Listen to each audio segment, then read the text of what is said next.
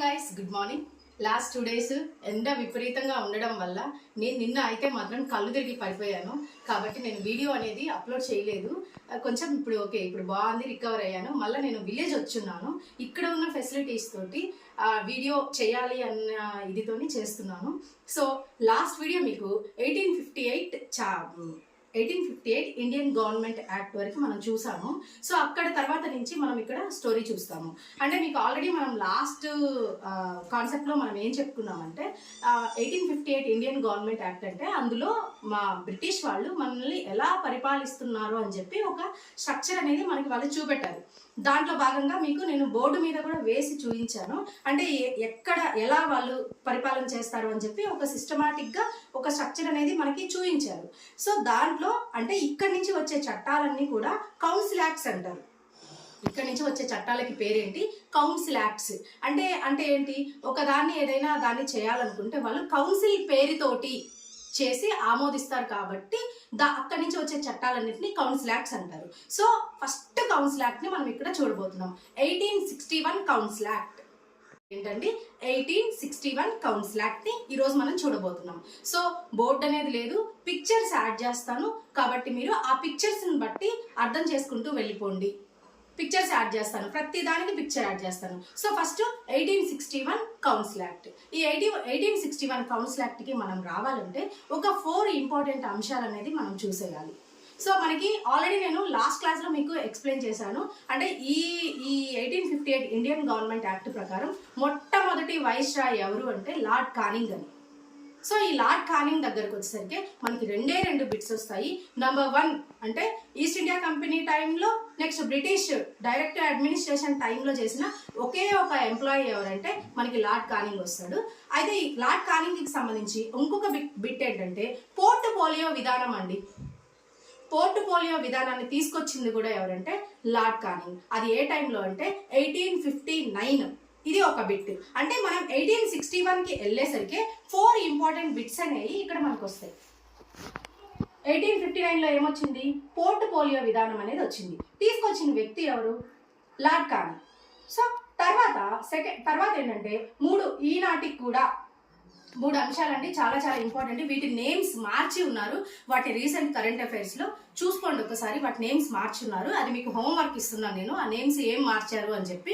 So నన్ను అయితే ఎవరు ఫాలో అవుతున్నారో వాళ్ళకి నేను ఇచ్చే హోంవర్క్ ఏంటంటే, సో 1859లో సివిల్ ప్రొసీజర్ కోడ్ ని తీసుకొచ్చారు.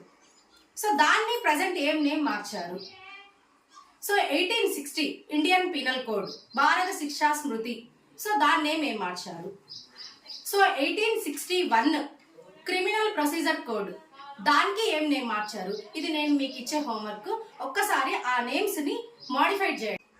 సో 1861 కౌన్సిల్ యాక్ట్ ప్రకారంగా మనకి ఒక 5 ఇంపార్టెంట్ విషయాలు అనేవి ఇక్కడ వస్తాయి. ఆ 5 ఇంపార్టెంట్ విషయాలకి నేను పక్కన మీకు పిక్చర్స్ ఇస్తున్నాను. ఆ పిక్చర్స్ చూసుకుంటూ దీన్ని ఫాలో అయిపోండి. ఈ రోజు వరకు కొంచెం బోర్డు లేదు కాబట్టి కాస్త అడ్జస్ట్ అవుతారని మనవి చేస్తున్నాను.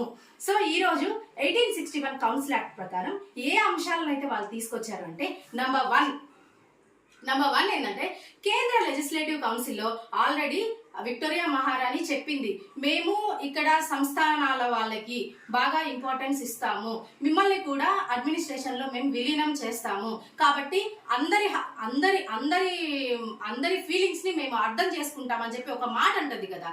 సో వెంటనే ఏం చేసిందంటే, వాళ్ళకి సన్నిహితులైన 3 రాజులకి కేంద్ర లెజిస్లేటివ్ కౌన్సిల్లో వాళ్ళకి అవకాశం ఇచ్చిందండి.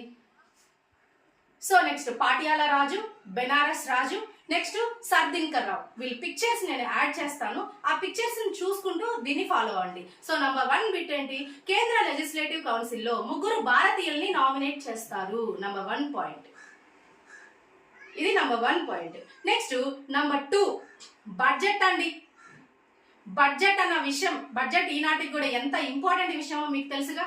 రూపాయి రాక రూపాయి పోక, అంటే అన్నిటికీ పోంగా లోటు బడ్జెట్టా మిగులు బడ్జెట్టా అని చెప్పి.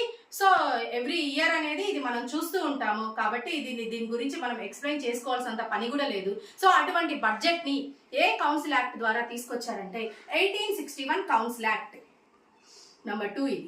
నెంబర్ 3 ఇన్కమ్ ట్యాక్స్, ఆదాయ పన్ను. అన్న దాన్ని కూడా 1861 కౌన్సిల్ యాక్ట్ ద్వారా తీసుకొచ్చారు. Next number 4 ordinance. Very very important అండి. పాలిటీ సబ్జెక్ట్ మనం రీడ్ చేస్తున్నామంటే కొన్ని చాలా చాలా ఇంపార్టెంట్ విషయాలు అనేవి ఉంటాయి. అంటే number of times previous exams లో వచ్చిన బిట్స్.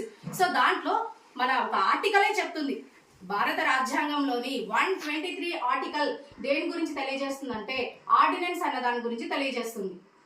సో ఆర్డినెన్స్ అంటే ఏంటి? మీకు ఎగ్జాంపుల్ సింపుల్ గా చెప్తున్నానండి, నాకు అర్థమైన భాషలో. జనరల్ గా మనకి 365 డేస్ ఉంటాయి. పార్లమెంట్ సమావేశాలు ఎన్ని నెలలకు ఒకసారి జరుగుతాయి? 6 నెలలకు ఒకసారి జరుగుతాయి. మహా అంటే 3 సార్లు. అంటే రోజులు కానీ మనం లెక్క పెట్టుకుంటే ఈసారి మీరు పార్లమెంట్ సమావేశాలు పడేటప్పుడు లెక్క పెట్టండి, 90 నుంచి ఒక 100 డేస్ వస్తాయి. సో అంటే 6 నెలలకు ఒకసారి 3 సమావేశాలు అనేవి జరుగుతాయి. మరి పార్లమెంట్ సమావేశంలో లేనప్పుడు, దేశంలో ఎటువంటి అయినా విపత్కర పరిస్థితులు వచ్చినప్పుడు, ఏదైనా ఒక అంశం మీద నిర్ణయం తీసుకోవాలంటే ఏం చేయాలి? సో దాన్నే అంటే అనుకోని పరిస్థితులు ఏదైనా వచ్చినప్పుడు ఇమీడియట్లీ ఒక అంశం మీ అందుబాటులోకి తీసుకురావాలంటే సో భారత రాష్ట్రపతి ఆర్డినెన్స్ రూపంలో దాన్ని తీసుకొస్తారండి.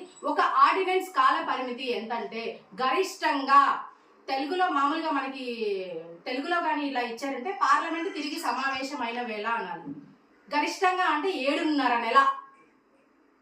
సో ఒక ఆర్డినెన్స్ కాల పరిమితి ఎంత అంటే టెన్యూర్ అండి. టెన్యూర్ ఆఫ్ ఆర్డినెన్స్ అంటే ఎంత అంటే 7.5 months. పార్లమెంట్ మళ్ళా తిరిగి సమావేశం అయిన వేళ ఖచ్చితంగా ఆర్డినెన్స్ ని ఆమోదించాల్సిందే. అంటే సభాస్ నుంచి వెళ్తే అది బిల్ అండి, యాక్ట్ గా మారిద్ది. సో పార్లమెంట్ సమావేశంలో లేనప్పుడు ఏదైనా దాన్ని ప్రవేశపెడితే అది ఆర్డినెన్స్ అయ్యిద్ది. సో రెండింటినీ హౌసెస్ ఆమోదించాల్సిందే. దీని గురించి మనం క్లియర్ ఎక్స్ప్లెనేషన్ అనేది మనం మళ్ళా క్లాసెస్ లో మనం చూస్తాము. సో థర్డ్ పాయింట్ ఏంటంటే ordinance.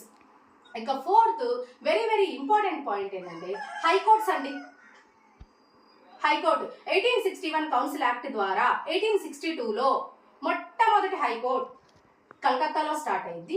So 3 Calcutta, Bombay, Madras. So 3 ప్రాంతాల్లో స్టార్ట్ అయింది. 1866లో అలహాబాద్ హైకోర్టు స్టార్ట్ అయిందండి. ఇప్పుడున్న హైకోర్ట్స్ అన్నింటిలో పెద్ద హైకోర్టు ఏంటంటే అలహాబాద్ హైకోర్టు. కాబట్టి ఇటువంటి హైకోర్ట్స్ ఈనాటికి సజీవంగా మన ముందు తిరుగుతున్న కొన్ని అంశాలు, చాలా ఇంపార్టెంట్ అంశాలని 1861 కౌన్సిల్ యాక్ట్ ద్వారా తీసుకురావడం జరిగింది. Next 5th point, last point, వికేంద్రీకరణకి నాంది. డీసెంట్రలైజేషన్ అంటారండి. మీకు ఆల్రెడీ కేంద్రీకృత పాలన అని చెప్పి 1773 రెగ్యులేటింగ్ యాక్ట్ దగ్గర మనం ఆల్రెడీ చెప్పుకున్నాం. దాన్ని ఏమంటారు? కేంద్రీకృత. దీన్ని ఏమంటారు? వికేంద్రీకరణ. ఆల్రెడీ మనం చెప్పుకున్నాం. బాంబే, మద్రాస్ వాళ్ళని గవర్నర్స్ ని ఎవరి కింద పెట్టారు? బెంగాల్ గవర్నర్ జనరల్ కింద పెట్టారు కదా. కాబట్టి అక్కడ ఏమైంది? అది కేంద్రీకృత అయింది 1773 రెగ్యులేటింగ్ యాక్ట్. బట్ 1816లో ఏం చేస్తారు? ఎవరికి వాళ్ళని విడదీసేస్తారు. కాబట్టి ఇది సెంట్రలైజేషన్ అయింది, వికేంద్రీకరణ అయింది. కాబట్టి 1861 కౌన్సిల్ యాక్ట్ ప్రకారం చాలా చాలా ఇంపార్టెంట్ అంశాలు అనేవి వచ్చాయి. వాటికి నేను పిక్చర్స్ యాడ్ చేస్తాను. సో మీరు ఫాలో అవుతారని, దాన్ని రీడ్ చేస్తారని ఆశిస్తున్నాను. Thank you so much.